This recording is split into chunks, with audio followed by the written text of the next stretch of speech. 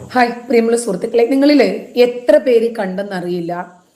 75,000 രൂപ മുതൽ 50,000 രൂപ മുതൽ 75,000 രൂപ തുടങ്ങി അങ്ങോട്ട് ജസ്നയുടെ ചിത്രത്തിന് ഇഷ്ടം പോലെ ആളുകളുണ്ട്.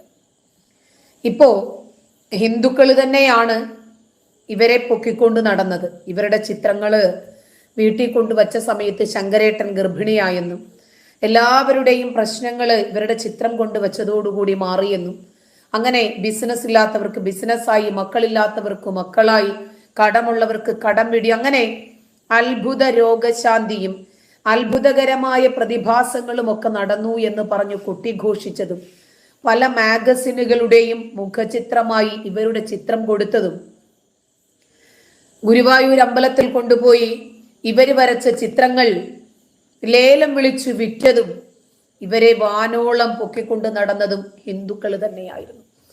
പെട്ടെന്നൊരു ദിവസമാണ് ഇവർക്ക് ജസ്ന ഉഡായിപ്പുകാരിയാണ് എന്ന് തോന്നിയത്. നമുക്കതിന് മുമ്പേ തോന്നിയിരുന്നു, പോട്ടെ. ആദ്യം അങ്ങനെ തോന്നിയിട്ടുണ്ടായിരുന്നില്ല, നമ്മളും പ്രൊമോട്ട് ചെയ്തു. പിന്നീട് മനസ്സിലായി ഇവർക്കൊരു ബിസിനസ് മാർഗം മാത്രമാണ്.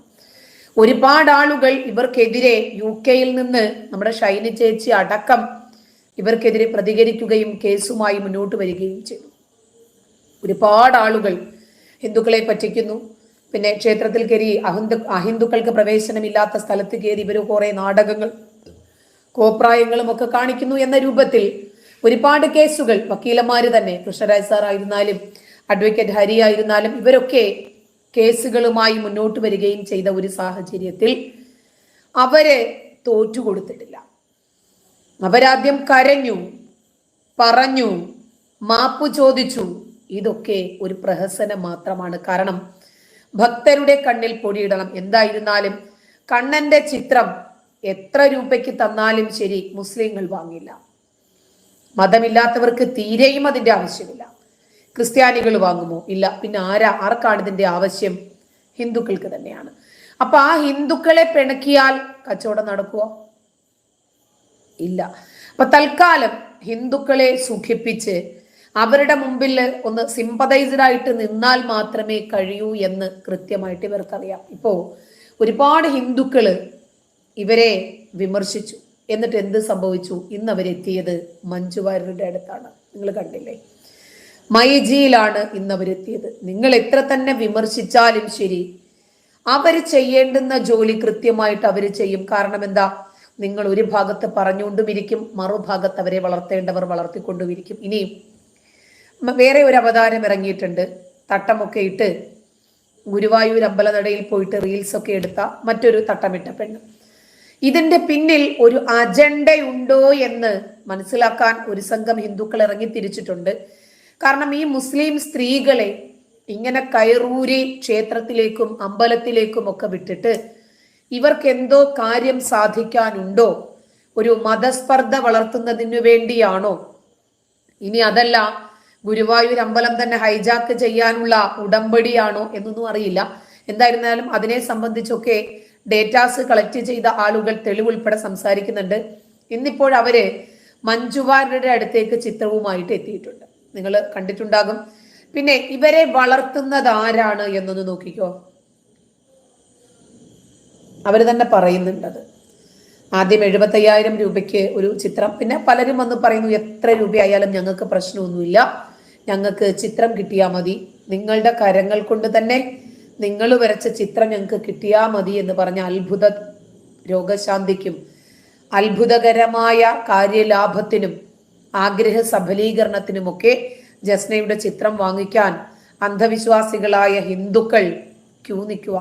കാരണം മുസ്ലിം പെൺകുട്ടിയുടെ കരങ്ങളാൽ, മുസ്ലിം സ്ത്രീയുടെ കരങ്ങളാൽ രൂപപ്പെടുന്ന കണ്ണനോട് ഇവര് പ്രാർത്ഥിച്ചാൽ വേഗം പ്രാർത്ഥന സ്വീകരിക്കുമെന്നാണ് ഇവർ വിശ്വസിക്കുന്നത്. ശരി, എന്ത് മറിമായാണിതേ നമ്മുടെ ഈ കണ്ണൻ ഉള്ളത് എന്ന് എനിക്ക് അറിഞ്ഞൂടാ.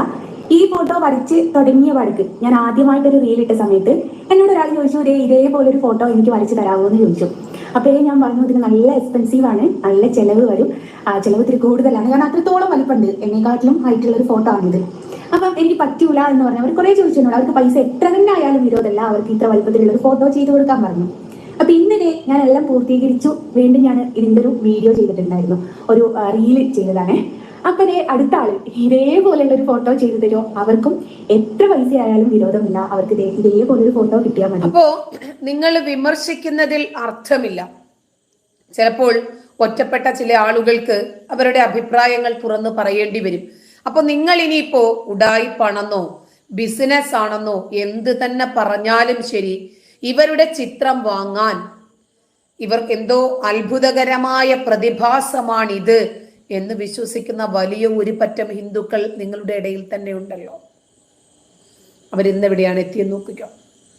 ഫോട്ടോ ഉണ്ടല്ലോ, ഞാൻ ഒരുപാട് കാലമായി കാണാൻ ആഗ്രഹിക്കുന്ന ഒരു വ്യക്തിക്ക് വേണ്ടിയിട്ടാട്ടോ. എൻ്റെ ഒരു വലിയൊരു സ്വപ്നം ഉണ്ടായിരുന്നു, ഒരു വ്യക്തിയെ കാണുക എന്നുള്ളതും ആ വ്യക്തിക്ക് ഞാൻ വരച്ചൊരു ഫോട്ടോ സമ്മാനിക്കുക എന്നുള്ളതും.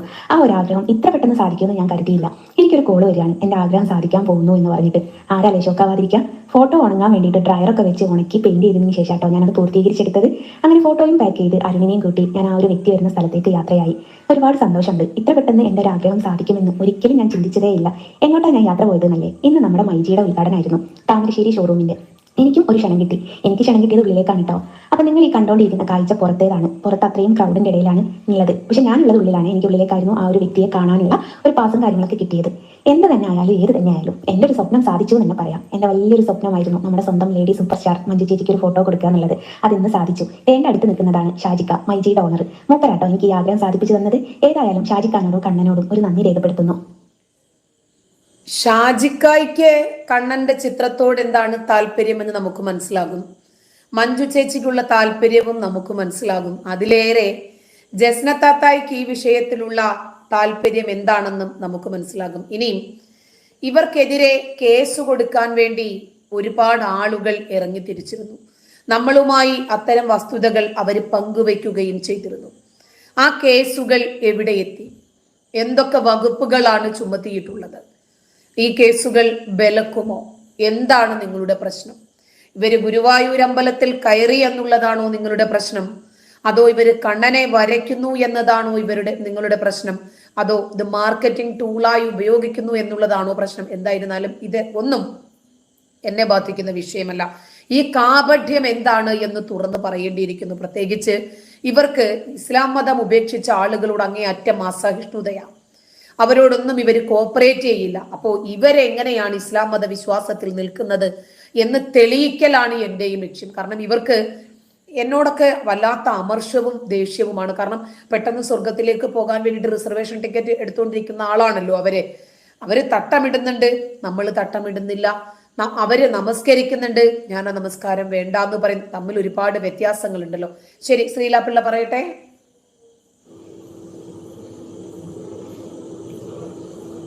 നമസ്തേ.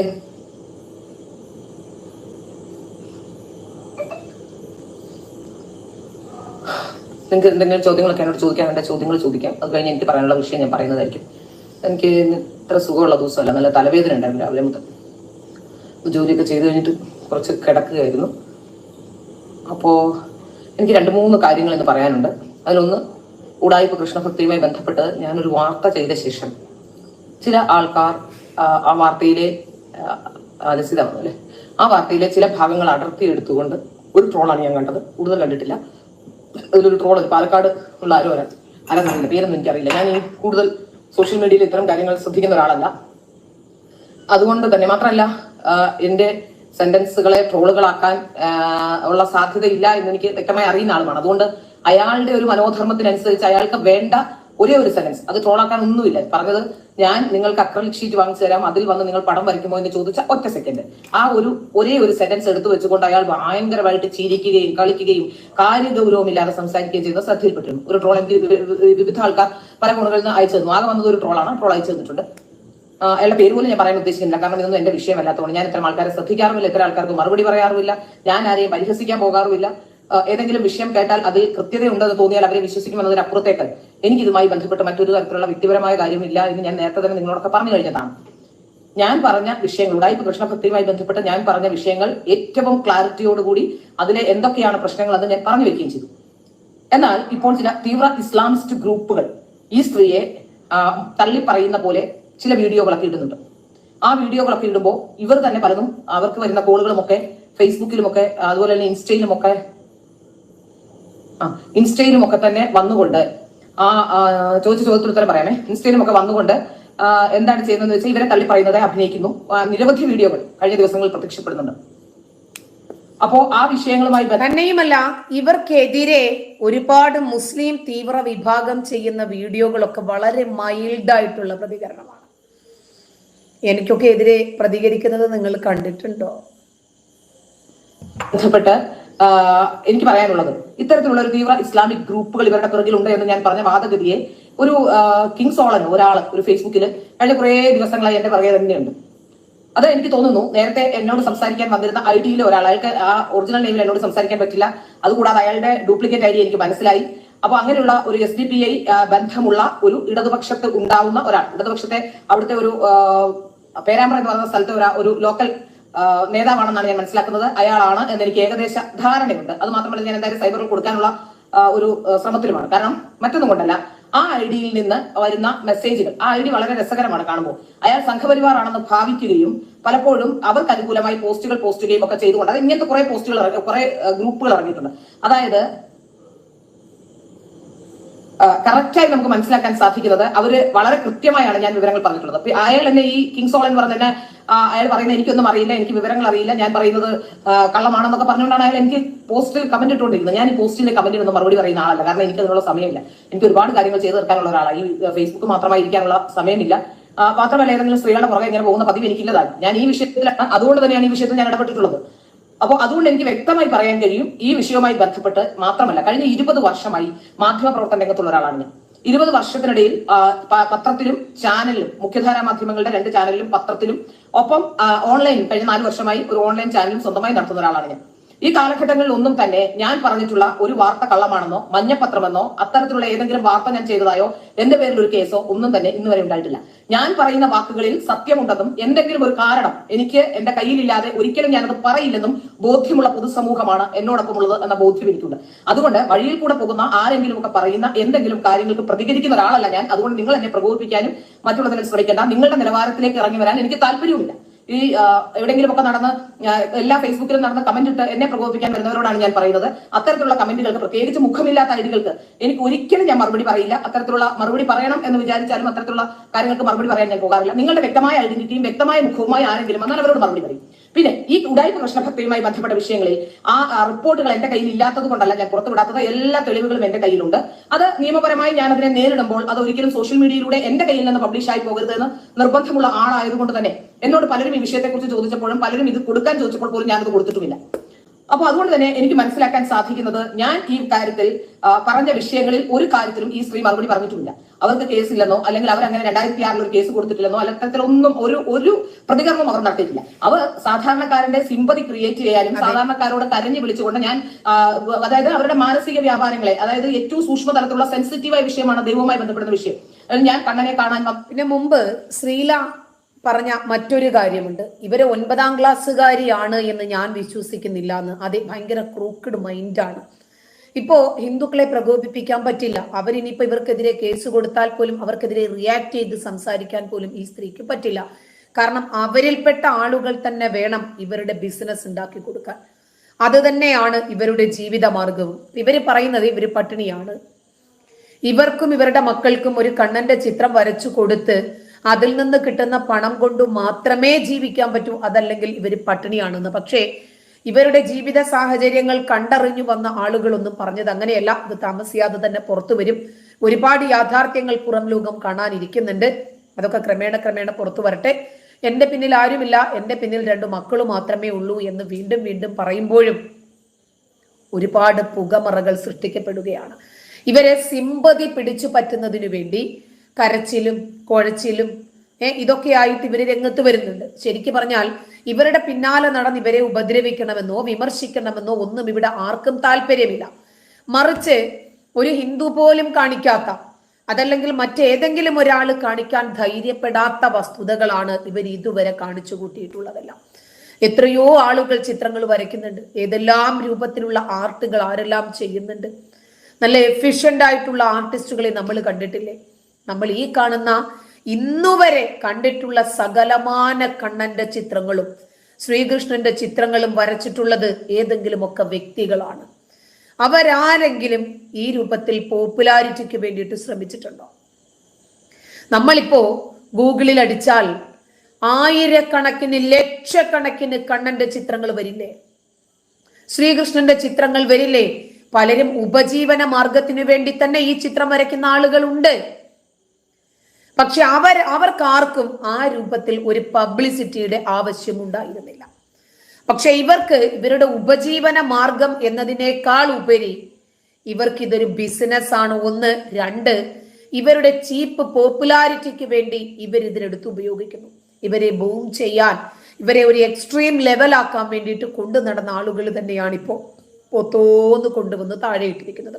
അപ്പൊ കരഞ്ഞും വിളിച്ചും ഒരു സിമ്പതി ക്രിയേറ്റ് ചെയ്തിട്ടാണ് ഇപ്പോൾ ഇവരുടെ ബിസിനസ്സുകൾ മുന്നോട്ട് പോയിക്കൊണ്ടിരിക്കുന്നത്. പക്ഷെ പലപ്പോഴും മറ്റുള്ളവരെ പ്രകോപിപ്പിക്കുകയും അവരെ വെല്ലുവിളിക്കുകയും ചെയ്യുന്ന രൂപത്തിലേക്കാണ് ഇവർ പോകുന്നത്. നിങ്ങൾക്ക് ആർക്കെങ്കിലും എത്താൻ കഴിഞ്ഞോ? നിങ്ങൾക്ക് എത്താൻ കഴിയാത്ത മേഖലകളിൽ നിങ്ങൾക്ക് ചെയ്യാൻ പറ്റാത്ത കാര്യം നിങ്ങളുടെ ക്ഷേത്രത്തിൽ വന്ന് തട്ടമിട്ട് മതം മാറാതെ തന്നെ ഇസ്ലാം മതവിശ്വാസിയായ ഞാൻ ഇവിടെ നിന്ന് പടച്ചോനെ വിളിക്കുന്നുണ്ടെങ്കിൽ, ഇൻഷാ അല്ലാ പറയുന്നുണ്ടെങ്കിൽ അതെന്റെ കഴിവാണ് എന്ന ഒരു വെല്ലുവിളി. അതുകൊണ്ട് തന്നെയാണ് ഇപ്പോൾ ഹിന്ദു സ്ത്രീകൾ മുഴുവനും ഇവർക്കെതിരായിട്ട് രംഗത്തെത്തിയിരിക്കുന്നത്. കാരണം ഇവര് പ്രകോപിപ്പിക്കുകയാണ്. 2 ദിവസം വന്നോട്ടെ എന്നൊക്കെ പറഞ്ഞുകൊണ്ട് കരഞ്ഞു പറയുകയും അത്തരം സെൻസിറ്റീവായ ചില ആൾക്കാരെ പിടിച്ചെടുക്കാനുള്ള ശ്രമവും ഒക്കെയാണ് നടത്തിക്കൊണ്ടിരിക്കുന്നത്. ഇപ്പോൾ അവരുടെ അവസാനത്തെ കളിയാണ് അവർ കളിച്ചുകൊണ്ടിരിക്കുന്നത്. ഏതായാലും അതൊന്നും എന്റെ വിഷയമല്ല. ഞാൻ ഏതായാലും ഈ വിഷയത്തെ നിയമപരമായി നേരിട്ടിട്ടുണ്ട്. നിയമപരമായി അതിനുള്ള എല്ലാ സംവിധാനങ്ങളും ഞാൻ ചെയ്തുകൊണ്ടിരിക്കുകയാണ്. അതുപോലെ ഇവർക്ക് വേണ്ടി ആരൊക്കെയാണ് എന്നോട് സംസാരിക്കാൻ വന്നത് എന്നതിനെ സംബന്ധിച്ച ബോധ്യം എനിക്കുണ്ട്. ഇന്ന് ചിലർ എന്നോട് പറഞ്ഞു, അവർ മഞ്ജു വാര്യരുമായി ബന്ധപ്പെട്ട ഒരു പരിപാടിയിൽ മഞ്ജു വാര്യരുടെ അടുത്തേക്ക് പോകും, ഒരു ഷോറൂമിന്റെ ഉദ്ഘാടനവുമായി ബന്ധപ്പെട്ട് അവർ ഒരു പരിപാടിയിൽ പങ്കെടുത്തിരുന്നു. മഞ്ജു വാര്യർക്ക് ഒരു കൃഷ്ണചിത്രം നൽകിയിരുന്നു എന്നൊക്കെ പറഞ്ഞ് ചിലരൊക്കെ എന്നെ വിളിച്ചിരുന്നു, ചിലർക്ക് മെസ്സേജ് അയച്ചിരുന്നു. അതാണ് സത്യം പറഞ്ഞാൽ ഇന്ന് എനിക്ക് മനസ്സിലായത്.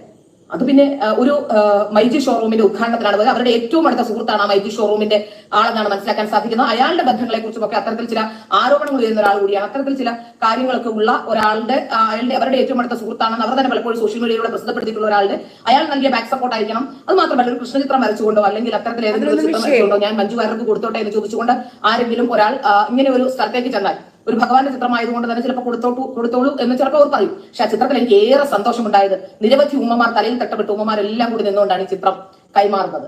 അതിൽ നിന്ന് തന്നെ നമുക്ക് എന്താണ് സംഭവിച്ചതെന്ന് അറിയാം. അയാൾ വന്നിട്ടുണ്ട്, കിങ് സോളൻ എന്ന് പറയുന്ന ആൾ വന്ന് കടന്ന് ചിരിക്കുന്നുണ്ട്. നിന്റെ ചിരിയിലൊന്നും ഞാൻ വീഴില്ല, നീ അതുകൊണ്ട് എന്നെ കളിയാക്കുന്നു എന്ന ധാരണയും എനിക്കില്ല, നീ നിന്നെ കളിയാക്കുന്നത് മാത്രമാണ്. ചിലപ്പോൾ പക്ഷേ അവരുടെ ഉടായ്പിൽ എന്തെങ്കിലും വീണ് കിടക്കുന്ന ഏതെങ്കിലും ഒരു സോളൻ ആയിരിക്കാം ഈ സോളൻ. കാരണം അവരിങ്ങനെ മിണ്ടുന്നവരോട് സംസാരിക്കുന്നവരോടും ഒക്കെ എല്ലാ സാധനവും റെക്കോർഡ് ചെയ്ത് വെക്കുന്ന ആൾക്കാരാണ്. അങ്ങനെ ചില ആൾക്കാർക്ക് അവരെ വിട്ടുപോകാൻ കഴിയില്ല. വിട്ടുപോയാൽ അവർക്ക് കിട്ടുന്ന പണി അവർക്ക് അറിയാവുന്നതുകൊണ്ട് തന്നെ ഇത്തരത്തിലുള്ള സോളന്മാർ അവരുടെ പുറകിൽ നിൽക്കും. അത്തരത്തിലുള്ള ചില സോളന്മാരാണ് ഓൺലൈൻ മീഡിയയൊക്കെ സ്വാധീനിച്ചുകൊണ്ട് അവർക്ക് വേണ്ടി ഇപ്പോഴും ചില ഓൺലൈനുകളെ സ്വാധീനിച്ചുകൊണ്ട് ചില സോളന്മാർ അത്തരത്തിൽ ഇറങ്ങിയിട്ടുണ്ട്. അപ്പോൾ ഏതായാലും ഈ സോളന്മാരെയൊക്കെ നമ്മൾ കണ്ടുപിടിക്കും, അതിനകത്ത് യാതൊരു സംശയവുമില്ല. സോളന്റെ ചിരിയൊക്കെ ഇപ്പൊ കൊള്ളാം, കുറച്ച് കഴിയുമ്പോൾ കരച്ചിലായി മാറല്ല സോളന്മാരൊക്കെ. ഇനി ഞാൻ ഈ വിഷയത്തിൽ 100% വ്യക്തതയോടും 100% ഉറപ്പോടും കൂടിയാണ് ഇവരുടെ ബന്ധങ്ങൾ അടക്കമുള്ളവ പറഞ്ഞിട്ടുള്ളത്. ഇവരുമായി ബന്ധപ്പെട്ടിട്ടുള്ള ഇവരുടെ മറ്റുള്ള ആക്ടിവിറ്റീസിനെ സംബന്ധിച്ച് പറഞ്ഞിട്ടുള്ളത്. ഇവരുമായി ബന്ധപ്പെട്ട് ഞാൻ ഉന്നയിക്കുന്ന എല്ലാ ആരോപണങ്ങളുടെയും കൃത്യമായ തെളിവുകൾ എന്റെ കൈവശമുള്ളതുകൊണ്ടാണ്. ഇന്നും ചില ആൾക്കാർ എന്നെ വിളിച്ചിരുന്നു, ഇവരുമായി ബന്ധപ്പെട്ട് ചില കേസുകൾ നടത്തി. ഇവരുടെ ആ കേസ് സെറ്റിൽ ചെയ്തപ്പോൾ, ആദ്യത്തെ കേസ് സെറ്റിൽ ചെയ്തപ്പോൾ 6 ലക്ഷം രൂപയാണ് ഇവർ വാങ്ങിച്ചത്. 2011 6 ലക്ഷം രൂപയാണ് ഇവർ വാങ്ങിച്ചത് ആദ്യത്തെ കേസ് സെറ്റിൽ ചെയ്യാൻ വേണ്ടി. അതുപോലെ തന്നെ ചില ഒരു ഫർണിച്ചർ ഷോപ്പുമായി ബന്ധപ്പെട്ട് ഇതുപോലെ തന്നെ ചില ആരോപണങ്ങൾ വരുന്നുണ്ട്. ആ ഫർണിച്ചർ കൊണ്ടുവന്നിട്ട് കഴിഞ്ഞപ്പോൾ ഞാൻ നിങ്ങൾക്ക് പിന്നെ റീൽസ് ചെയ്ത് തരാമെന്ന് പറഞ്ഞു. റീൽസ് വേണ്ടെന്ന് പറഞ്ഞപ്പോൾ ഉടനെ തന്നെ പീഡന ശ്രമം ആരോപിക്കുകയും അയാളും കേസുമായി പോവുകയും ചെയ്ത വിഷയമൊക്കെ ഉണ്ട്. അപ്പോ ഇങ്ങനെ നിരവധി വിഷയങ്ങൾ വളരെ കൃത്യമായി തന്നെ അതിന്റെ തെളിവുകൾ ഓരോ ദിവസവും പറഞ്ഞുകൊണ്ടിരിക്കുകയാണ്. അപ്പോ ഒരു ഉടായ്പിനെ ശ്രീലയ്ക്ക് മാത്രമല്ല എനിക്കും ഇവരെ സംബന്ധിക്കുന്ന ഒരുപാട് ഡേറ്റാസ് പല ആളുകളും വാട്സാപ്പ് വഴി അയച്ചു തരുന്നുണ്ട്. എന്റെ നമ്പർ അറിയുന്ന ആളുകളൊക്കെ ഇവരുമായിട്ട് ജീവിച്ചിരിക്കുന്ന ധാരാളം തെളിവുകൾ എനിക്ക് അവരൊക്കെ അയച്ചു തരുന്നുണ്ട്. പക്ഷെ അതിന്റെ ഒന്നും പിന്നാലെ പോകേണ്ടുന്ന കാര്യം എനിക്കില്ല. അതുകൊണ്ട് എന്റെ ജോലിയും അതല്ല. പിന്നെ സാന്ദർഭികമായി ഈ വിഷയം ഓർമ്മപ്പെടുത്തണം. നമ്മൾ ഇടപെട്ട് സംസാരിച്ച ഒരു വിഷയമായതുകൊണ്ട് അത് അപ്ഡേറ്റ് ചെയ്യണമല്ലോ എന്ന് കരുതി മാത്രമാണ് ഞാൻ ശ്രീലയെ ഇവിടെ റിവ്യൂ ചെയ്യുന്നത്. തീവ്രവാദി എന്ന് പറയുന്നു, അതാണോ എന്ന് ഞാൻ തെളിയിക്കാന്നേ. നിങ്ങളൊന്ന് അടങ്ങിയിരിക്കും തൽക്കാലം. കിങ് സോളൻ അല്പകാലത്തേക്ക് ഒന്ന് അടങ്ങും. ഞാൻ പറഞ്ഞല്ലോ, ഞാൻ തെളിയിക്കാമെന്ന്. ഞാൻ പറയുന്ന കാര്യങ്ങളിൽ വ്യക്തതയുള്ളതുകൊണ്ടാണല്ലോ ഞാൻ ഈ സമൂഹത്തിൽ നിൽക്കുന്നത്. എന്നെ അറിയുന്ന ആരോടെങ്കിലും ചോദിക്കണം. അപ്പോൾ അതുകൊണ്ട് നിങ്ങൾക്ക് മനസ്സിലാവും.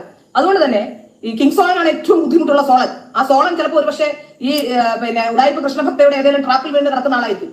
കാരണം ഒരുപാട് പേർ അത്തരം ട്രാപ്പിൽ വീണിട്ടുണ്ട്.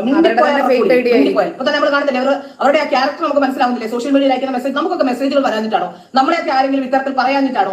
നമ്മളൊക്കെ ഇതൊക്കെ എടുത്ത് 24 മണിക്കൂറും ഫേസ്ബുക്കിൽ പ്രസിദ്ധീകരിച്ചുകൊണ്ടിരിക്കുക എന്ന് പറയുമ്പോൾ, അല്ലെങ്കിൽ യൂട്യൂബിൽ പ്രസിദ്ധീകരിച്ചുകൊണ്ടിരിക്കുക, അത് ഒരു വിഭാഗത്തിന്റെ മാത്രം പ്രസിദ്ധീകരിക്കുന്ന ഇവരുടെ ഉദ്ദേശം എന്താണ്? അവസാന ശ്രമമാണ്. അതായത് മുസ്ലിങ്ങളെല്ലാം കൂടി, ആ ഇസ്ലാം മതത്തിൽപ്പെട്ടവരെല്ലാം കൂടി എന്നെ അങ്ങ് ആക്രമിക്കുന്നേ, അതുകൊണ്ട് ഹിന്ദുക്കളെല്ലാം കൂടി എന്നെ അങ്ങ് ഏറ്റെടുക്കണേ എന്ന് പറഞ്ഞുകൊണ്ട് നടത്തുന്ന അവസാനത്തെ ശ്രമമാണിത്. അതിൽ യാതൊരു സംശയവുമില്ല. അത് പറയരുത് ശ്രീല. കാരണം നിങ്ങൾക്ക് വിളക്ക് വെക്കാൻ ഒരു അവസരം അവരുണ്ടാക്കി തന്നു. നിങ്ങളുടെ കണ്ണനെ അവര് കാത്തുരക്ഷിച്ചു. അവരില്ലായിരുന്നെങ്കിൽ നിങ്ങൾക്ക് ആർക്കെങ്കിലും പ്രാർത്ഥിക്കാൻ പറ്റുമായിരുന്നോ? കണ്ണന്റെ മുഖമെങ്കിലും നിങ്ങൾക്ക് കാണാൻ പറ്റുമായിരുന്നോ? അതുകൊണ്ട് അവരുടെ മുമ്പിൽ കൂടി പറ്റുമെങ്കിൽ ഒന്ന് തൊഴുതു നിൽക്കണം. അവർക്ക് അതിബുദ്ധിയാണുള്ളത്, എനിക്ക് ബുദ്ധിയുണ്ട്. ഈ അതിബുദ്ധി മനസ്സിലാക്കാനുള്ള ബുദ്ധിയുണ്ട്, ലോജിക്കാണ്. അത് രണ്ടും എനിക്കുള്ളത് കൊണ്ടാണ് എനിക്കിത് മനസ്സിലാക്കാൻ സാധിക്കുന്നത്. ഏതായാലും ആ വിഷയം പോട്ടെ. ആ വിഷയമല്ല ഞാൻ സംസാരിക്കാൻ വന്നത്. ഞാൻ നേരത്തെ തന്നെ പറഞ്ഞ ഈ വിഷയവുമായി ബന്ധപ്പെട്ട ആർക്കെങ്കിലും ചോദ്യങ്ങളൊക്കെ സംശയങ്ങളൊക്കെ ഉണ്ടായിരുന്നെങ്കിൽ ചോദിക്കാമായിരുന്നു. പക്ഷേ ഈ വിഷയം ഇനി ഞാൻ പറഞ്ഞില്ലേ, ഇത് പലപ്പോഴും ഞാൻ സംസാരിച്ചു കഴിഞ്ഞ വിഷയമാണ്. വീണ്ടും എന്നെ കൊണ്ട് വെറുതെ ഇത് സംസാരിപ്പിക്കരുത്. എനിക്ക് അങ്ങനെ സംസാരിക്കാൻ താല്പര്യമില്ല. ആ സ്ത്രീയുടെ പുറകെ നടക്കലല്ല എന്റെ ജോലി.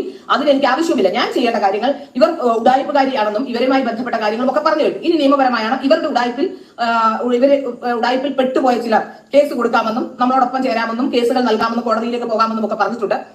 അതുകൊണ്ട് അത് ഇനി എന്താണെന്ന് ചോദിച്ചാൽ അവരും ചെയ്തോട്ടെ. അവരവരുടെ നിങ്ങളുടെ കാര്യത്തിൽ മൂവ് ചെയ്യും, എനിക്ക് പ്രൂവ് ചെയ്യാനുള്ള കാര്യങ്ങൾ ഞാൻ പ്രൂവ് ചെയ്തോളാം എന്ന് പറഞ്ഞിട്ടുണ്ട്. അപ്പൊ അതുകൊണ്ട് അതുമായി ബന്ധപ്പെട്ട കേസുകളൊക്കെ ഞാൻ നൽകിയിട്ടുണ്ട്. അതുകൊണ്ട് എനിക്ക് ആ കാര്യത്തിൽ നല്ല വ്യക്തത ഉള്ളതുകൊണ്ടാണ് ഞാൻ പറയുന്നത്. പിന്നെ ആ ഒരൊറ്റ സെന്റൻസ്, അക്രലിക് ഷീറ്റ് വാങ്ങിത്തരാം, നിങ്ങൾ വന്ന് വരയ്ക്കുമെന്ന് പറഞ്ഞു. ഇപ്പോ ഇവരുടെ പിന്നാലെ നടക്കലല്ല ആരുടെയും ജോലി, മറിച്ച് ഇവരിലേക്ക് ആളുകളെ മാടി വിളിക്കുവാണ്. എന്നെ ഒന്ന് വൈറലാക്കി തരൂ, എന്നെ നിങ്ങൾ എടുത്തൊന്ന് വിമർശിക്കൂ, കൂടുതൽ ആളുകളൊന്ന് അറിയട്ടെ എന്ന രൂപത്തിൽ. എന്താണ് ശ്രീലാപിള്ളയ്ക്ക് പറയാനുള്ളത് എന്ന് ശ്രീലാപിള്ള നേരത്തെ തന്നെ പറഞ്ഞിട്ടുള്ളതാണ്. ഒന്നുകൂടി കേൾക്കാം. ശ്രീല മാം നമസ്തേ. ജസ്ന സലീം ഗുരുവായൂരപ്പന്റെ നടയിൽ വന്ന് എപ്പോഴും കണ്ണീരൊഴുക്കുന്ന ഒരു പാവ സ്ത്രീ. എന്തിനാണ് മുതിർന്ന മാധ്യമ പ്രവർത്തകയായ ശ്രീലാപിള്ള ജസ്ന സലീമിനെ ഇങ്ങനെ എതിർക്കുന്നത്? ഞാൻ 2 കാരണങ്ങളാണ് പ്രധാനമായും ഇവരെ എതിർക്കാനുള്ള കാരണങ്ങളായി കണ്ടത്. ഒന്ന്, ആദ്യഘട്ടത്തിൽ ഇവരുടെ പ്രവർത്തികൾ എവിടെയോ ഒരു അപാകത എനിക്ക് ഫീൽ ചെയ്തു. അവിടെ നിന്ന് ഇവരെ കുറിച്ച് അന്വേഷിക്കുമ്പോൾ എനിക്ക് മനസ്സിലായത്, ഇവർ നിരവധി കേസുകൾ കൊടുക്കുകയും പല പുരുഷന്മാരെയും ഇത്തരത്തിൽ ഉപദ്രവിക്കുകയും, ആ കേസ് കൊടുക്കുന്നത് പ്രശ്നമില്ല, അവർക്ക് പീഡനം സംഭവിച്ചു എന്ന് പറഞ്ഞ് പലതരത്തിൽ കേസുകൾ കൊടുക്കുകയും ആ കേസുകൾ പിന്നീട് ഒത്തുതീർപ്പാക്കുകയും അതുപോലെ തന്നെ പണം അടക്കമുള്ളവർ വാങ്ങിക്കുന്ന തരത്തിലുള്ള ആരോപണങ്ങൾ ഉയരുകയും ചെയ്തിട്ടുണ്ട്. ഇതിന് പണം വാങ്ങിച്ചവരടക്കമുള്ള ചിലരെ എനിക്ക് പരിചയമുണ്ട്. ഞാനുമായി നിരന്തരം സമ്പർക്കത്തിലുമുണ്ട്. അപ്പൊ അത് ഒന്നാമത്തെ കാര്യം. രണ്ടാമത്, പോകെയാണ് എനിക്ക് മനസ്സിലായത് അതുമാത്രമല്ല, ഇവരുടെ ഏറ്റവും പ്രധാനപ്പെട്ട കാര്യം എന്ന് പറയുന്നത് ഇവർ ചില മതമൗലികവാദികളുടെയും മത തീവ്രവാദ ശക്തികളുടെയും ഏജന്റ് ആണെന്ന സംശയം പോലും എനിക്ക് ഉണ്ടാകുന്ന തരത്തിലുള്ള ചില സംഭവ വികാസങ്ങളുണ്ടായി. ഈ 2 കാരണങ്ങൾ കൊണ്ടാണ് ഞാൻ അവരെ ശക്തിയുക്തം എതിർക്കാനായി മുന്നോട്ട് വന്നത്. ആദ്യത്തെ കാരണം നോക്കുകയാണെങ്കിൽ, ആദ്യം ഇവർ സ്ത്രീകളെ, നമുക്കറിയാം ഈ സാധാരണഗതിയിലുള്ള നിരവധി സ്ത്രീകൾ കേരളീയ പൊതുസമൂഹത്തിൽ ഇത്തരത്തിൽ വന്നിട്ടുണ്ട്. സോളാർ പീഡന പരാതിക്കാരി, അവർ നിരവധി ആരോപണങ്ങൾ ഉന്നയിച്ചുകൊണ്ടാണ് വന്നത്. ഐസ്ക്രീം പാർലർ പരാതിക്കാരി, അത് ഒരു നേതാവിനെതിരെ പലതവണ ഒഴിമാറ്റിയ ആളാണ്. ഇത്തരത്തിൽ പൊതുസമൂഹം അറിഞ്ഞില്ലെങ്കിലും അത്തരത്തിൽ നിരവധി പരാതികൾ പറയുകയും പരാതികൾ ഒത്തുതീർപ്പാക്കുകയും പിന്നീട് ഈ പരാതികളൊക്കെ മറച്ചു വെച്ചുകൊണ്ട് വളരെ രഹസ്യമായി വളരെ സൈലന്റ് ആയി കൃഷ്ണഭക്തിയുടെ വേഷം അണിഞ്ഞുകൊണ്ട് ഇവർ ഗുരുവായൂർ അമ്പലത്തിലും ഹൈന്ദവ സംഘടനകളുടെ ഇടയിലേക്കും നുഴഞ്ഞു കയറുന്നുണ്ട് എന്ന് എനിക്ക് ബോധ്യം വന്നതാണ്. പലപ്പോഴും നമ്മൾ ഈ പെൺകുട്ടി സമൂഹത്തിൽ, ഈ പെൺകുട്ടി പറയുന്നത് തന്നെ എല്ലാവരും പറഞ്ഞിട്ടുണ്ട്, സ്ത്രീ എന്ന് പറയുന്നത് 35 വയസ്സിന് മുകളിലുള്ള സ്ത്രീ. അപ്പൊ ഈ സ്ത്രീ പൊതുസമൂഹത്തിൽ വന്ന് വലിയ നല്ല കുഞ്ഞ് ചമഞ്ഞുകൊണ്ട്, വളരെ ചെറിയ പെൺകുട്ടികൾ സംസാരിക്കുന്നത് പോലെ സംസാരിച്ചുകൊണ്ട്, വളരെ നിഷ്കളങ്കത നടിച്ചുകൊണ്ടാണ് കേരളീയ പൊതുസമൂഹത്തിലേക്ക് വന്നിട്ടുള്ളത്. ഇതുവരെ ഉണ്ടായിട്ടുള്ള എല്ലാ ഇത്തരത്തിലുള്ള പ്രവൃത്തികൾക്കും ചുക്കാൻ പിടിക്കുന്ന എല്ലാ സ്ത്രീകളുടെയും ശബ്ദവും എല്ലാ സ്ത്രീകളുടെയും പ്രവൃത്തികളും നോക്കിയാൽ നമുക്ക് മനസ്സിലാക്കാൻ സാധിക്കും. ഞാൻ പോലും അതിശയപ്പെട്ടു പോയി. സോളാർ പീഡന പരാതിക്കാരി ഒരിക്കൽ ജഡ്ജിയോട് സംസാരിക്കുന്നത് കണ്ടിട്ട് ഞാൻ പോലും അതിശയപ്പെട്ടു പോയി. അത്രയ്ക്ക് സ്വീറ്റ് ആയിട്ട് ജഡ്ജിക്ക് പോലും അവരെ വെറുതെ വിടാൻ തോന്നുന്ന രീതിയിലുള്ള സീക്രസിലാണ്, അവർക്ക് പോലും സംശയം തോന്നില്ല. അത്തരത്തിലുള്ള സീക്രസിലാണ് ഇത്തരത്തിലുള്ള ആൾക്കാരൊക്കെ സംസാരിക്കുന്നത്. അത്തരത്തിൽ വലിയ നടനം നടിച്ചുകൊണ്ടാണ് ഇവർ വന്നത്. അവരുടെ മറ്റുള്ള പ്രവൃത്തികൾ അന്വേഷിച്ച് പോകുമ്പോൾ, മറ്റുള്ള കാര്യങ്ങൾ അന്വേഷിച്ച് പോകുമ്പോൾ, അല്ലെങ്കിലും ഇങ്ങനെ മറ്റുള്ളവരെ പറ്റിക്കാൻ വേണ്ടി നടക്കുന്ന ആളുകൾ ഒരു എക്സ്ട്രാ ബോൾഡ് ആയിരിക്കും. നമ്മൾ പലരെയും കണ്ടിട്ടുണ്ടല്ലോ, പല തട്ടിപ്പുകളും കണ്ടിട്ടുണ്ടല്ലോ. മുഖ്യമന്ത്രിമാർക്കോ മറ്റ് വകുപ്പ് തല മന്ത്രിമാർക്കോ രാഷ്ട്രീയക്കാർക്കോ ഉന്നത പോലീസ് ഉദ്യോഗസ്ഥർക്കോ ആർക്കും അവരുടെ തട്ടിപ്പ് മനസ്സിലാക്കാൻ കഴിഞ്ഞില്ലല്ലോ. എത്രയോ ആളുകൾ പുരാവസ്തുക്കളെ വിറ്റ് ഏതെല്ലാം സ്ഥലത്ത് കൊണ്ടുപോയി വിറ്റ് കോടിക്കണക്കിന് പണമുണ്ടാക്കി. അത് തട്ടിപ്പായിരുന്നെന്നോ ഉടായിപ്പാണെന്നോ ആർക്കെങ്കിലും മനസ്സിലായോ? Extra ordinary person. ഇത്രത്തോളം ക്രിമിനൽ ആക്ടിവിറ്റി ചെയ്യുന്ന ഒരു സ്ത്രീ സമൂഹത്തിന്റെ മുന്നിൽ ഇങ്ങനെ പ്രസന്റബിൾ ആയി ഇങ്ങനെയും വരുന്നതും, 8ാം ക്ലാസ് മാത്രം വിദ്യാഭ്യാസമുള്ള ഒരു സ്ത്രീ എന്തിന്റെ ആരുടെ പിൻബലത്തിലാണ്? 8ാം ക്ലാസ് 9ാം ക്ലാസ് പഠിച്ചാൽ പറയും 9ാം ക്ലാസ് ആണ് കറക്റ്റ്. കാരണം 9ാം ക്ലാസ് ആണ് അവർ ആദ്യത്തെ കേസ് വരുന്നത്. അതിനോടനുബന്ധിച്ചാവുന്നു. പക്ഷേ അവർ ആദ്യമായി കേസ് കൊടുക്കുന്നത് 9ാം ക്ലാസ് പഠിക്കുമ്പോൾ അവർ അച്ഛനുമായി ചേർന്നാണ്. അപ്പോൾ ആദ്യമായി നമുക്ക് മനസ്സിലാക്കാൻ സാധിക്കും, അത്തരത്തിലുള്ള ഒരു സ്ത്രീ ഇങ്ങനെ സമൂഹത്തിൽ വന്ന് നിരന്തരം എല്ലാവരെയും കോൺടാക്ട് ചെയ്യുകയും അവർക്കൊക്കെ പണം കൊടുക്കുന്നു എന്ന വ്യാജേന അവിടേക്ക് എത്തുകയും, അവരുടെ എനിക്കറിയില്ല എവിടെയൊക്കെയാണ് അവരുടെ ക്യാമറയിൽ നമുക്ക് സംശയം തോന്നുന്ന രീതിയിലാണ് അവർ ദൃശ്യങ്ങൾ പകർത്തുന്നത്. അപ്പോൾ അവർ കഴിഞ്ഞ ദിവസം ഗുരുവായൂരിലെ തന്ത്രിയുമായി ബന്ധപ്പെട്ട തന്ത്രിയുടെ റൂമിൽ ഇരിക്കുന്ന ചില വീഡിയോകൾ കാണാനിടെ അതിനെക്കുറിച്ച് മാധ്യമപ്രവർത്തകർ ചോദ്യം ചോദിച്ചപ്പോൾ പറയുന്നത് തന്ത്രിയുടെ അനുവാദത്തോടെ എടുത്തതാണെന്നാണ്. എന്റെ അറിവിൽ തന്ത്രിയുടെ അനുവാദത്തോടെ എടുത്തതല്ല. അദ്ദേഹം ഇത് ഇപ്പോൾ ഞെട്ടിയിരിക്കുന്നു ഇത്തരത്തിലുള്ള വീഡിയോകൾ വന്നപ്പോഴാണ്. കാരണം ഇത് മോശപ്പെട്ട വീഡിയോ ഒന്നുമല്ല, നല്ല വീഡിയോ തന്നെയാണ്. പക്ഷെ ഇവർ തമ്മിൽ സംസാരിക്കുന്നതും ഇന്ററാക്ട് ചെയ്യുന്നതുമായ വിഷയങ്ങൾ, അദ്ദേഹത്തിന്റെ മുറിയിൽ വെച്ച് സംസാരിക്കുന്ന വിഷയങ്ങൾ പകർത്തിയിരിക്കുന്നത് നേരെയല്ല. നമുക്ക് ക്യാമറയുടെ പൊസിഷനൊക്കെ അറിയുന്ന ആൾക്കാർ, നമ്മൾ മാധ്യമപ്രവർത്തകരൊക്കെ ആയതുകൊണ്ട് അതെനിക്ക് ഞാൻ പ്രത്യേകിച്ച് കുറച്ച് ലോജിക്കോടെ കാര്യങ്ങൾ പഠിക്കുകയും കാര്യങ്ങൾ ചിന്തിക്കുകയും ഒക്കെ ചെയ്യുന്ന ആളാണ്. സാധാരണക്കാർ ചിന്തിക്കുന്നതിനപ്പുറം കുറച്ച് ചിന്തിക്കുന്നവരാണ്. അതുകൊണ്ട് ആ വീഡിയോ ദൃശ്യങ്ങൾ സൈഡിൽ നിന്ന് ആ ദൃശ്യങ്ങൾ ഒരിടത്തും അവരും അതുപോലെ ഗുരുവായൂർ തന്ത്രിയുമായി നിൽക്കുന്ന വീഡിയോയിൽ ഒരിടത്തും അവർ നേരെ പകർത്തിയതായി സൂചനയില്ല. ഞാൻ ചോദിക്കട്ടെ, ഒരിടത്ത് ചെല്ലുമോ, ഒരു സ്ഥലത്ത് ചെല്ലുമോ, ഞാൻ ഒരു വീഡിയോ എടുത്തോട്ടെ, ഒരു ഫോട്ടോ എടുത്തോട്ടെ എന്ന് ചോദിച്ചു പകർത്തുന്നത് മാന്യത? ഇവിടെ എന്താണ് ചെയ്തിട്ടുള്ളത്? എല്ലായിടത്തും, അതായത് ഏത് രാഷ്ട്രീയക്കാരുടെ അടുത്ത് ചെന്നാലും അവർ അപ്ലോഡ് ചെയ്യുന്ന വീഡിയോകളിൽ അവർ വളരെ ക്ലോസ് ആയി നിന്ന് അവരോട് സംസാരിക്കുന്ന തരത്തിലുള്ള വീഡിയോകൾ എടുത്തുകൊണ്ട് അപ്ലോഡ് ചെയ്യുന്നു. മാത്രമല്ല ഇവർ സംസാരിക്കുന്ന എല്ലാ കാര്യങ്ങളും ആരും സംസാരിച്ചാൽ റെക്കോർഡ് ചെയ്യുന്ന സ്ത്രീയാണ്. ഈ റെക്കോർഡ് വെച്ച് ഞങ്ങൾ പലരും ഭീഷണിപ്പെടുന്നത്. അത്തരത്തിലുള്ള നിരവധി കാര്യങ്ങൾ, ഇവരുടെ പ്രവൃത്തിയുമായി ബന്ധപ്പെട്ടുള്ള പല വിഷയങ്ങൾ, പല കാര്യങ്ങൾ മുമ്പിൽ വന്നിട്ടുണ്ട്. മറ്റൊന്ന്, ഇവരുടെ തീവ്രവാദ ബന്ധമുണ്ടോ എന്ന് പോലും ഞാൻ സംശയിക്കുന്നു. കാരണം ഇവരുടെ ഗുരുവായൂരിലേക്കുള്ള വരവ്, അതിനുശേഷം ഒരു ചിത്രം വരച്ചുകൊണ്ട് വരുന്നത്, ഞാൻ അവരെ ഒരു വീഡിയോയിൽ കരഞ്ഞു പോയി പറയുന്നത് എനിക്ക് 2 ദിവസം ചിത്രം കൊണ്ടുവന്ന് വെക്കാനുള്ള ഒരു അനുവാദം തരണമെന്ന്. ഞാനൊരു കാര്യം ചോദിച്ചോട്ടെ, ധന്യ ഒരാൾക്ക് ഒരു ഗിഫ്റ്റ് കൊടുക്കുന്നു, ഒരു കൃഷ്ണന്, അതായത് കൃഷ്ണനെ കൊണ്ട് ജീവിതം കൈവരിക്കുന്നു എന്നും എന്റെ അന്നമാണ് കൃഷ്ണൻ എന്നും കരഞ്ഞു പറയുന്ന ഈ സ്ത്രീ ഇന്ന് വരെ ഒരൊറ്റ കൃഷ്ണ ചിത്രം പോലും സ്വന്തം ചെലവിൽ ഒരു സ്ഥലത്തും കൊടുത്തിട്ടില്ല. എല്ലാ ചിത്രങ്ങളും ഞാൻ വെല്ലുവിളിക്കുന്നു, ഏതെങ്കിലും ഒരു ചിത്രം ഈ സ്ത്രീ അവർ സ്വന്തമായി വരച്ച ഒരു ചിത്രം കൃഷ്ണന് സമർപ്പിച്ചിട്ടുണ്ടോ? അവർ എന്താണ് ചെയ്യുന്നതെന്ന് ചോദിച്ചാൽ, അവർ വളരെ കൃത്യമായി തന്നെ ചില ആൾക്കാരെ സ്പോൺസർമാരാണെന്ന് പറഞ്ഞുകൊണ്ട് പിടിക്കുകയും ആ സ്പോൺസർഷിപ്പിൽ ഇവർ പടം വരയ്ക്കുകയും ആ പടം എങ്ങനെയാണ് ഒരാൾ പൈസ കൊടുത്ത് വരയ്ക്കുന്ന പടം ഇവരെങ്ങനെയാണ് നടത്തി കൊണ്ടെത്തിക്കുന്നത്? ഇവർ ഗുരുവായൂർ നടയിൽ കൊണ്ടെത്തിക്കുകയും അത്തരത്തിൽ പല രീതിയിലുള്ള പേപ്പറുകൾ അവിടെ കാണിക്കുകയും ചെയ്യുന്നു. അവിടെ തന്നെ സംശയം ജനിപ്പിക്കുന്ന ഒരു കാര്യമാണ്. ഒരു കൃഷ്ണക്ഷേത്രവുമായി ബന്ധപ്പെട്ട് അവിടെ പോയപ്പോൾ 20,000 രൂപ വാങ്ങിച്ചുകൊണ്ടാണ് ഇവർ അവിടെ പോയത്. എന്നിട്ട് അവിടെ നിന്ന് എടുത്ത വീഡിയോ അപ്ലോഡ് ചെയ്ത് കണ്ടാൽ കണ്ണന് ഉറി വഴിപാട്, ഉറി നിവേദ്യമോ, വെണ്ണ കൊടുക്കുന്ന ഇതൊക്കെ എടുത്തിട്ട് അവരുടെ മാർക്കറ്റിംഗിൽ ഉപയോഗിക്കാറില്ല.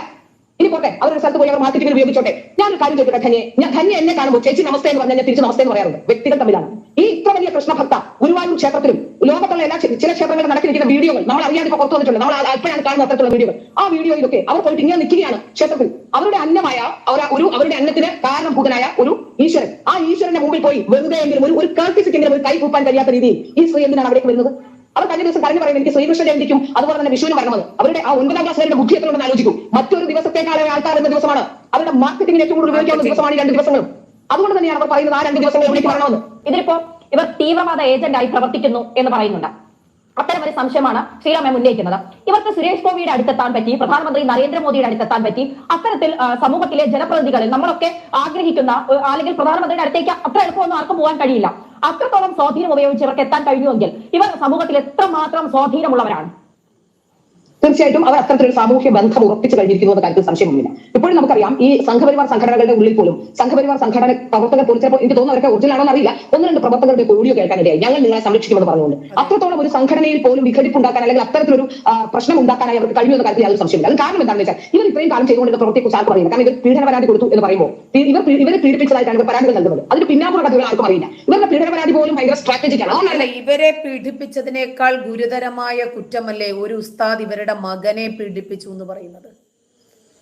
എന്തേ കേസ് കൊടുക്കാത്തത്? അതല്ലേ അനിവാര്യമായിട്ടുള്ളത്? പ്രതികരിക്കാൻ ശേഷിയില്ലാത്ത ചെറിയ കുട്ടിയെയാണല്ലോ പീഡിപ്പിച്ചത്. ഇവരെല്ലാ ചാനലുകളിലും വന്നിരുന്നത് പറയാറുണ്ട്. എന്തേ കേസ് രജിസ്റ്റർ ചെയ്യാത്തത്? ഇവരെ പീഡിപ്പിച്ചതിന്റെ കേസിന്റെ പിന്നാലെ ഇവർ പോകുന്നുണ്ട്. ഒരു 10,000-3000 വീഡിയോയും അതിനെ സംബന്ധിച്ച് ഇവർ ചെയ്യുന്നുണ്ട്. പ്രതികരിക്കാൻ ശേഷിയില്ലാത്ത കുട്ടിക്ക് സ്വയം കേസ് കൊടുക്കാൻ പറ്റില്ലല്ലോ. എന്തുകൊണ്ട് ഒരിടത്തും അവർ ആ ഉസ്താദിനെ സംബന്ധിച്ച് കുഞ്ഞിനെ അബ്യൂസ് ചെയ്ത രൂപത്തിൽ ഒരു കേസ് കൊടുത്തിട്ടില്ല? അപ്പൊ ഇതൊക്കെ വെറും പുകമറ സൃഷ്ടിക്കുവാണ്. കാരണം എന്നെ മുസ്ലിം കമ്മ്യൂണിറ്റിയിലെ ആളുകൾ മുഴുവനും വെറുക്കുന്നു, അവരെന്നെ കൊല്ലാൻ നടക്കുന്നു, അവരെന്നെ അങ്ങനെ ചെയ്യുന്നു, അവരെന്നെ പീഡിപ്പിക്കുന്നു. പക്ഷെ മുസ്ലിങ്ങൾ ഈ വിഷയത്തിൽ പ്രതികരിച്ചതൊക്കെ നമ്മൾ കണ്ടില്ലേ? വളരെ മയമായ രൂപത്തിലാണ് പ്രതികരിച്ചത്. എന്നെയൊക്കെ പറയുന്നത് കേൾക്കണം. ഇന്നലത്തെ ലൈവില് എന്നെ വെട്ടിക്കൊല്ലുമെന്നും കേരളത്തിൽ ഇവളെ കൊല്ലാൻ ആളില്ലെങ്കിൽ ബാംഗ്ലൂരിൽ നിന്ന് ആള് വരാമെന്നൊക്കെയാണ് പറഞ്ഞത്. ആ ലൈവ് ചാറ്റ് ഞാൻ എടുത്തിട്ടുണ്ട്, സ്ക്രീൻഷോട്ട്. അപ്പൊ നമ്മളൊക്കെ എന്തെന്ന് പറയണം? ഞാൻ പറയുന്നത് ഇവരുടെ കൂടെ ആളുണ്ടെന്ന് പറയുന്ന പീഡന പരാതികളിലെല്ലാം ഇവർ പുരുഷന്റെ വീട്ടിൽ ചെല്ലുമ്പോഴാണ് പീഡനം നടത്തുന്നത്. അതൊരു സ്ട്രാറ്റജിയാണ്. കാരണം പുരുഷന്റെ വീട്ടിലേക്ക് പീഡനം നടന്നു എന്ന് പറഞ്ഞുകൊണ്ട് പോലീസ് മൊഴിയെടുപ്പിനൊക്കെ അവിടേക്ക് ചെല്ലുമ്പോൾ ഈ പുരുഷന്മാർ എന്ത് വന്നാലും അമ്മയും സഹോദരനും ഒക്കെയുള്ള വീട്ടിൽ ഇനി പീഡനം നടത്തിയിട്ടില്ലെങ്കിൽ പോലും എങ്ങനെയെങ്കിലും രക്ഷപ്പെടാൻ ശ്രമിക്കും. എങ്ങനെയെങ്കിലും പണം കൊടുത്ത് സെറ്റിൽ ചെയ്യാനോ അല്ലെങ്കിൽ ഏത് രീതിയിലും അവരെ ഒന്ന് ബലം ഉണ്ടാക്കാതിരിക്കാൻ അല്ലെങ്കിൽ ആ കേസിൽ നിന്ന് രക്ഷപ്പെടാനുള്ള ശ്രമമായിരിക്കും നടത്തുക. അപ്പോൾ രണ്ടാമത് ഇവരെ കയ്യിൽ കയറി പിടിച്ച പരാതികളെല്ലാം ഏതെങ്കിലും കരുതി വെച്ചാൽ അപ്പോൾ ഇവരുടെ വീടിനടുത്തോ വീട്ടിലേക്കോ അത് എത്തുന്നില്ല പരാതികൾ പലപ്പോഴും, അല്ലെങ്കിൽ ഇവരെ തിരക്കി പോലീസ് ഒരിക്കലും ഒന്നും ഉണ്ടായിട്ടില്ല. 1. 2. ഇവരുടെ പേരിൽ ഇന്നുവരെ പരാതി കൊടുത്തില്ല. കാരണം എല്ലാവരെയും ഭീഷണിപ്പെടുത്തി പലരോടും ഇത്തരത്തിലുള്ള പ്രശ്നങ്ങൾ ഉണ്ടാക്കുന്നുണ്ട്. അവരുടെ ജീവനം കൊണ്ട് ഓടി രക്ഷപ്പെടുകയാണ് ചെയ്യും. സത്യം പറഞ്ഞാൽ എന്നോട് ഈ സംസാരിക്കുന്ന പലർക്കും ഇവരുടെ ഇരകളാണ്. ഇവർ പൈസ പോലും വാങ്ങിച്ചുള്ള ചില ആൾക്കാരെ കൊടുത്തുകൊണ്ടെന്നാണ് എനിക്ക് മനസ്സിലാക്കാൻ സാധിക്കുന്നത്. പക്ഷേ അതിൽ പോലും അത് പേടിയാണ്. സമൂഹത്തെ അത്രത്തോളം ഒരു പുരുഷന്മാർ പേടിക്കുന്ന ഒരു സ്ത്രീയുടെ കപട മുഖമാണ് നമ്മളിവിടെ കണ്ടുകൊണ്ടിരിക്കുന്നത്. അവർ ഈ ചിരിച്ചും കളിച്ചും വർത്താനം പറഞ്ഞു കഴിയുമ്പോൾ ചിലപ്പോൾ ചോദിക്കുന്നത് എന്തിനാണ് അവരുടെ വർത്താന രീതി വിമർശിക്കുന്നത്? നമുക്കറിയാം ഇതൊരു പ്രധാനപ്പെട്ട വിഷയം തന്നെയാണ്. പൊതുസമൂഹത്തിലേക്ക് ആഴ്ന്നിറങ്ങാൻ വളരെ അതിവിനയം കാണിച്ചുകൊണ്ട് ജനങ്ങളുടെ അടുത്തേക്ക് എത്താനുള്ള ഒരു സംവിധാനമാണ്. ഇവർ പിന്നെ പറയുന്ന ഒരു കാര്യമുണ്ട്. ഇവർ പറയുന്നു ഇവർ സുരേഷ് ഗോപി വഴിയാണ് പ്രധാനമന്ത്രിയുടെ അടുത്തേക്ക് എത്തിയത്. പ്രധാനമന്ത്രിയുടെ അടുത്തേക്ക് ഞാൻ എത്തിയില്ലേ, എന്നെ കുറിച്ച് എസ് പി ജി അന്വേഷിച്ചു കാണില്ല എന്നാണല്ലോ അവരുടെ വാദം. പ്രധാനമന്ത്രി ഞാനൊരു കത്തി കൊണ്ടുപോയി കുട്ടിയാൽ എന്ത് ചെയ്യും, അതുകൊണ്ട് പ്രധാനമന്ത്രി എന്നെ അന്വേഷിക്കണോ? സുരേഷ് ഗോപിയുടെ അതേ വിശ്വാസ്യതയിൽ സുരേഷ് ഗോപിയുടെ കൂടെ ഒരാൾ വരുമ്പോൾ അവർ കത്തി കുത്തി കൊണ്ടുവന്ന് കുത്തിക്കൊല്ലുമെന്ന് ചിന്തിക്കുന്ന ആളാണോ പ്രധാനമന്ത്രി? അത് മാത്രമല്ല, വളരെ ഷോർട്ട് പീരീഡിൽ വളരെ എളുപ്പമാണ് ഇവർക്ക് ഇതിനുള്ള അനുമതി കിട്ടിയത്. കാരണം ഇവർ നേരത്തെ ഇത്തരത്തിൽ കോഴിക്കോട് നിന്നും MT രമേശ് വഴി പ്രധാനമന്ത്രിയെ കാണണമെന്ന് ആവശ്യപ്പെട്ടുകൊണ്ട് നേരത്തെ ഒരു ഇത് അയച്ചിരുന്നു, ഒരു ആപ്ലിക്കേഷൻ അയച്ചിരുന്നു. പക്ഷെ അന്ന് അതിനുള്ള സാധ്യത അവർക്ക് ഉണ്ടായില്ല. അതിനുശേഷം ഇപ്പോഴാണ് വളരെ പെട്ടെന്ന്, പ്രത്യേകിച്ച് അതൊരു എന്റർടൈൻമെന്റ് ഫംഗ്ഷൻ എന്ന് പറയാവുന്ന ഒരാളുടെ വിവാഹമാണ്, സന്തോഷമുള്ള ഒരു ചടങ്ങാണ്. ആ ചടങ്ങിൽ പ്രധാനമന്ത്രിക്ക് ഒരു ചിത്രം സമർപ്പിക്കാൻ ഒരു ചിത്രകാരി വരുന്നു എന്ന് പറയുമ്പോൾ അത് സുരേഷ് ഗോപിയെ വളരെ കുറെ നാൾ കൊണ്ട് അറിയുന്ന ഒരാളെന്ന രീതിയിൽ അവരുമായി സുരേഷ് ഗോപിയുടെ അടുത്ത് പലപ്പോഴും എത്തുകയും സുരേഷ് ഗോപിയുടെ തെരഞ്ഞെടുപ്പിലടക്കം പ്രവർത്തിക്കുകയും ഒക്കെ ചെയ്തതിന്റെ ഒരു പ്രതിഫലം എന്നാണ് അദ്ദേഹം ചെയ്തു നൽകുന്നത്. അദ്ദേഹത്തിന്റെ ഒരൊറ്റ ഇവിടെ അവരെന്തും മാർക്കറ്റ് ചെയ്യട്ടെ, അവരെന്ത് തൊഴിലും ചെയ്യട്ടെ, ഇതിനകത്തെ കാപഠ്യമാണ് നമ്മൾ തുറന്നു കാണിക്കുന്നത്. അത് തന്നെയാണ് ഇന്നലെ എല്ലാ മുസ്ലിങ്ങളും ഇവർക്കെതിരെ ചെയ്ത വീഡിയോകളിനകത്ത് പറയുന്നതും. നിങ്ങൾ ഒന്നുകിൽ ഇസ്ലാം മതത്തിൽ നിൽക്കുക, അതല്ലെങ്കിൽ ആ മുസ്ലിങ്ങളുടെ ആ ഹിന്ദു മതം നിങ്ങൾ സ്വീകരിക്കുക. ഈ രണ്ട് മതങ്ങളെയും തമ്മിൽ അടുപ്പിക്കുന്ന, രണ്ട് മതവിശ്വാസികൾക്കുമിടയിൽ സ്പർദ്ധയുണ്ടാക്കുന്ന രൂപത്തിൽ തട്ടമിട്ട് ആ മുസ്ലിങ്ങളുടെ ആരാധനാലയത്തിൽ കയറി ചെന്ന് ഒരു ഇഷ്യൂസ് ക്രിയേറ്റ് ചെയ്യാൻ ശ്രമിക്കുമ്പോൾ ഞങ്ങളൊക്കെയാണ് ഇതിന്റെ പിന്നിൽ എന്ന് ഹിന്ദുക്കൾ പറയുന്നുണ്ടെങ്കിൽ അതിനൊരിക്കലും അവരെ തെറ്റു പറയാൻ പറ്റില്ല എന്ന രൂപത്തിൽ മുസ്ലിം പുരോഹിതർ ഇവർക്കെതിരെ വീഡിയോ ചെയ്യുന്നുണ്ടായിരുന്നു. ശരിയല്ലേ? അത് അന്വർത്ഥമായില്ലേ? ഇപ്പോൾ എല്ലാവരും പറയുന്നു, ഇവർക്കെതിരെ പ്രതികരിക്കുന്ന സകലമാന ആളുകളും പറയുന്നു ഇവരെ ഇതിന് പിന്നിൽ നിന്ന് നയിക്കുന്ന പ്രധാനപ്പെട്ട ഘടകങ്ങളുണ്ട്. അപ്പൊ മുസ്ലിങ്ങളെ കൂടി പറയിപ്പിക്കുന്നത് ഇവരാണ്. ഇവർക്ക് ഇസ്ലാമിനെ കുറിച്ചിട്ട് എന്തറിയാമെന്ന് എനിക്കറിയില്ല, അള്ളാഹുവിനെ സംബന്ധിച്ച് ഇവർക്ക് എന്തറിയാമെന്ന് എനിക്കറിയില്ല, ഇസ്ലാമിൽ പ്രാർത്ഥനയെക്കുറിച്ചോ ആരാധനയെക്കുറിച്ചോ എന്താണ് പറയുന്നത് എന്ന് ഇവർക്കറിയാമോ എന്ന് നമുക്കറിയില്ല. ഇസ്ലാമിൽ ഒരിക്കലും അനുവദിക്കാത്ത, അംഗീകരിക്കാത്ത, അഡ്മിറ്റ് ചെയ്യാത്ത ഒരു ഒരു ഒരു ഒരു ഒരു നിലപാടാണ്, ഒരു വിശ്വാസമാണ്, ഒരു ആരാധനയാണ് വിഗ്രഹാരാധന. അള്ളാഹു അല്ലാത്തവരെ വിളിച്ചു പ്രാർത്ഥിക്കുന്നത് അള്ളാഹു ഒരിക്കലും ക്ഷമിക്കാത്ത പാപകർമ്മമാണ് എന്നാണ് ഖുർആൻ പഠിപ്പിക്കുന്നത്. അപ്പൊ ഒന്നുകിൽ ആ ആശയം ഉൾക്കൊണ്ട് മുന്നോട്ട് പോകുക, അതല്ലെങ്കിൽ ഞാൻ തട്ടമിടുന്നതും തട്ടമിടാത്തതും ഒക്കെ കണ്ണൻ എന്താണ് പ്രശ്നം എന്നൊക്കെ ചോദിക്കുന്ന ആളുകളുണ്ട്. നിങ്ങൾക്കത് മാർക്കറ്റ് ചെയ്യാം. അതാ ഞാൻ പറഞ്ഞത്, ലക്ഷക്കണക്കിന് ശ്രീകൃഷ്ണ വിഗ്രഹങ്ങൾ, അത് മാത്രമല്ല എത്രയോ രൂപത്തിൽ. ഞാൻ താമസിക്കുന്നത് കോഴിക്കോടാണ്. ഈ കോഴിക്കോട് തിരുവങ്ങൂര് ഈ ശില്പങ്ങളൊക്കെ ഉണ്ടാക്കുന്ന ആളുകളുണ്ട്. റോഡ് സൈഡിലൊക്കെ നിരത്തി വെച്ചിരിക്കുമല്ലോ. വിഷുവിനൊക്കെ ഭയങ്കര തിരക്കായിരിക്കും. അവരൊക്കെ അന്യസംസ്ഥാന തൊഴിലാളികളാ.